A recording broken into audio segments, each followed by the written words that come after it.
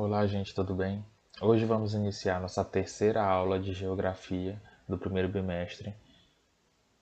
O tema da aula é Bacias hidrográficas no Brasil e no mundo. Na verdade, esse é o primeiro tema, nós também vamos abordar um outro tema nessa aula, tá bom? Nós vamos aprender o que significa a bacia hidrográfica, que é justamente o nosso objeto de estudo, certo? E a bacia hidrográfica significa justamente a questão da separação que eu falei sobre a biosfera, porém a bacia hidrográfica é mais voltado para a água que nós vemos na superfície, certo? É um conjunto ali de água que nós vamos ver na superfície. Bom, professor, mas o porquê? Qual o motivo que nós estudamos as bacias hidrográficas? Por que elas são importantes? Para que nós devemos aprender sobre esse objeto de estudo? Bom, eu explico.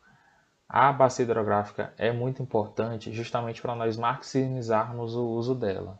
O que isso significa? A água é um recurso que, se nós não cuidarmos, ela pode sim acabar. Então, por isso é muito importante nós sabermos utilizar a água de uma forma correta. E isso também entra as nossas bacias hidrográficas, principalmente nós aqui que estamos na Amazônia, certo? E a água e em conjunto com isso as bacias hidrográficas podem trazer muitos benefícios à sociedade, à humanidade, certo? Se nós pudermos um exemplo que eu posso dar seria a água para agropecuária. Nós podemos utilizar os rios, os nossos recursos hídricos para maximizar uma irrigação de uma colheita, de uma lavoura, né? Então, como eu falei anteriormente, se o ser humano souber utilizar, nós podemos tirar muito proveito disso, certo? Para benefício da humanidade. E assim foi feito no Egito, e assim é feito também aqui no Brasil, em qualquer lugar do mundo. Sempre que nós vamos estudar as sociedades antigas, nós sempre observamos que essas civilizações se alojavam, né? Buscavam ficar próximo da onde tivesse água, de uma fonte de água potável, seja para utilizar nas plantações essa água, afinal as árvores e as plantas vão precisar sim de água.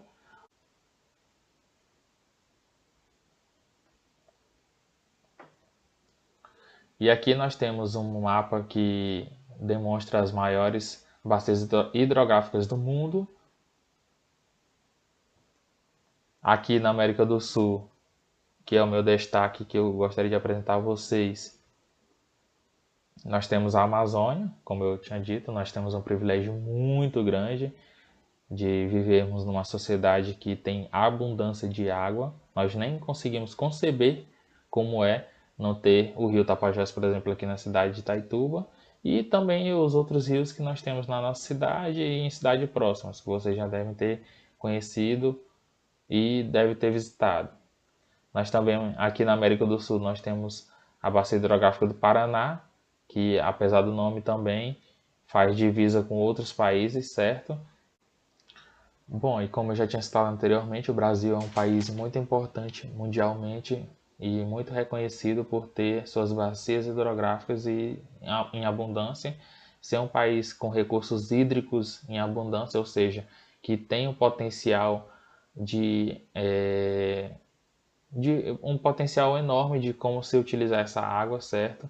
Mas apesar de termos as 12 regiões hidrográficas, né, as bacias mais importantes que nós vamos ter são a da Amazônia, né, a bacia amazônica, que é onde nós estamos situados, afinal nós estamos na região amazônica, e também temos no nosso país a bacia do Paraná, certo?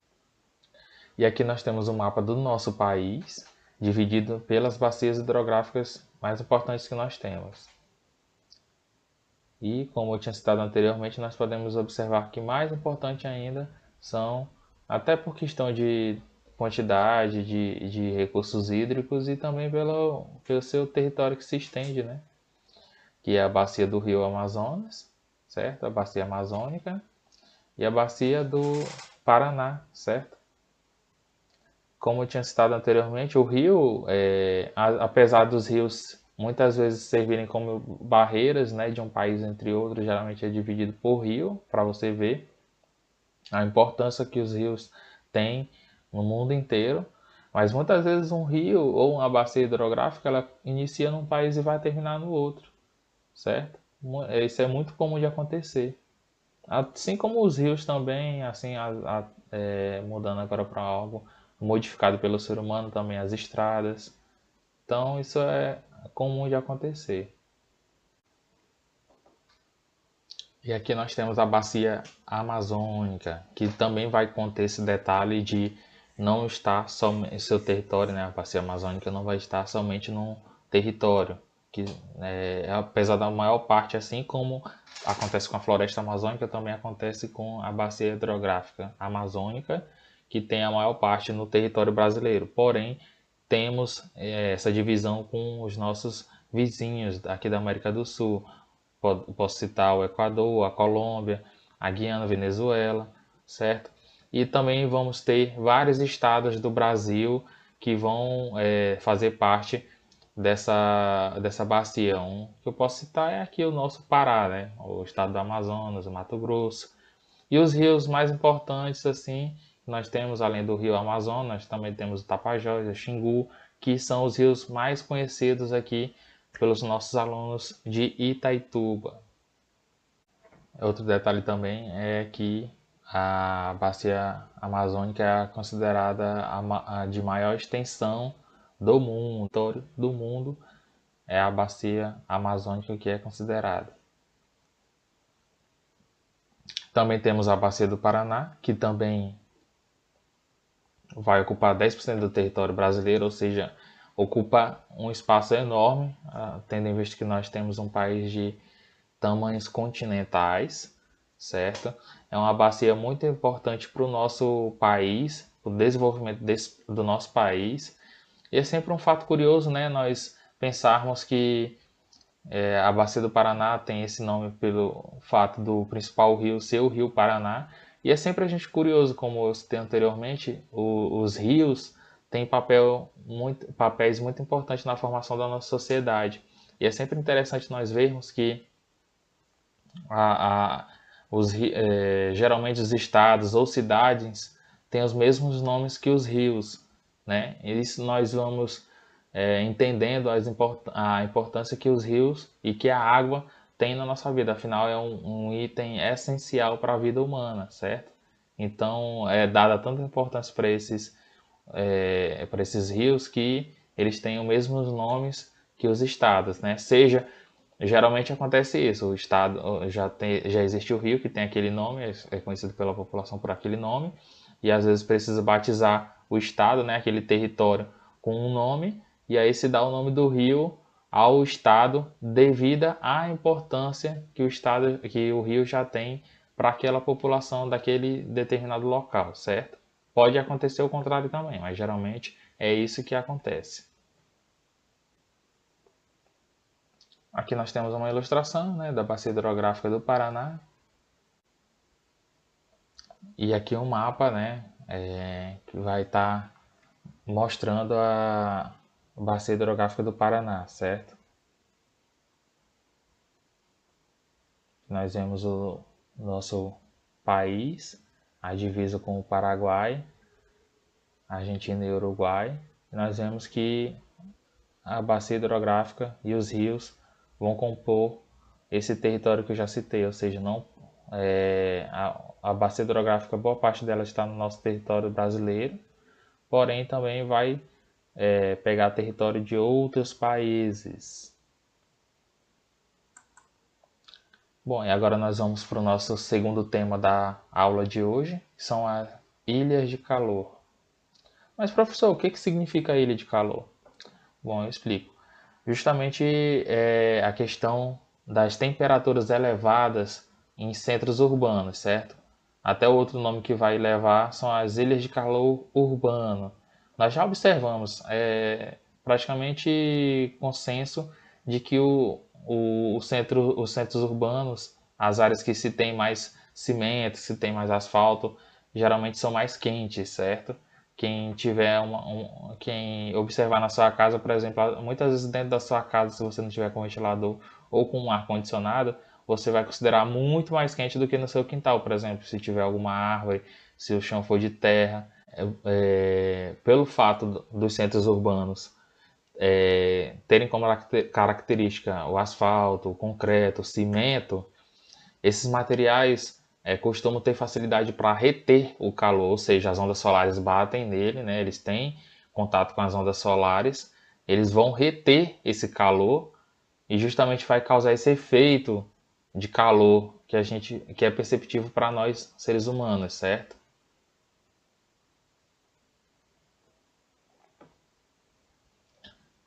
Bom, e aqui nós temos um gráfico, né, demonstrando a questão das temperaturas altas nos centros urbanos e quanto mais rural, mais verde, né, digamos assim, é o ambiente, menos temperatura ele vai possuir, certo?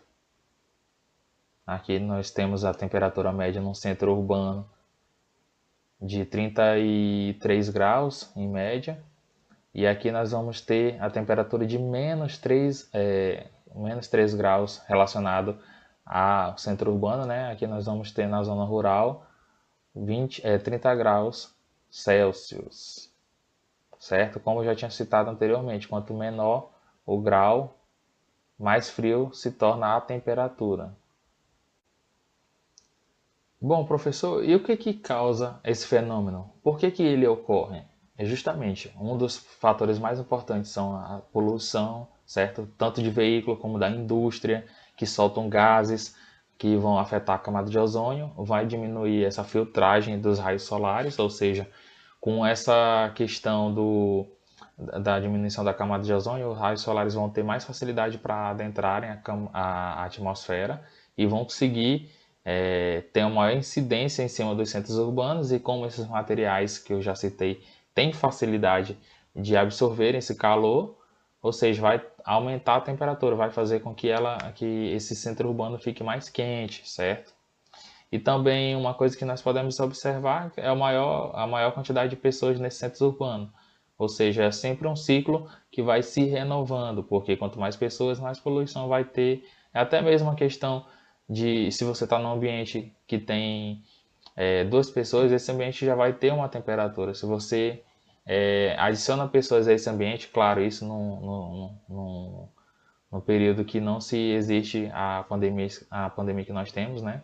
Quanto mais você aglomera pessoas, maior a temperatura desse local vai estar, certo? Porque o ser humano, o seu corpo já produz calor, certo? E também tem a questão de quanto mais pessoas vai ter, mais consumo vai gerar, mais veículos vamos ter, mais a indústria vai precisar trabalhar. Ou seja, é sempre um ciclo que vai se gerando para que se eleve a temperatura desse ambiente urbano. Professor, então qual é a solução para esse problema que é, de certa forma, tão grave para a humanidade, principalmente ameaça o nosso estilo de vida urbano, né? Afinal, cada vez mais nós vemos que as temperaturas vão se elevando cada vez mais, o planeta Terra vai ficando mais quente. Bom, as soluções mais práticas, né, é justamente o reflorestamento, certo? E investimento em espaço verde, né, no perímetro urbano, ou seja, praças ou coisas nesse sentido, bosques, entendeu? Justamente para diminuir essa temperatura, afinal nós vemos que sempre o verde, né, a floresta, ou seja, as plantas, as árvores, ajudam a diminuir a temperatura. Outras coisas práticas também que nós podemos fazer são a instalação de telhado refletivo, né? Ou então também de manta térmica, né? Afinal, se for telhado refletivo, vai ter uma reflexão dessa insolação em cima do concreto, em cima do telho de barro, então não vai ter absorção de temperatura por parte desses materiais, certo? São coisas simples, práticas, que podem ajudar nessa diminuição dessa temperatura e desse problema, que afinal é um problema, como eu já tinha citado anteriormente. Bom, essa foi nossa aula de hoje, espero que vocês fiquem bem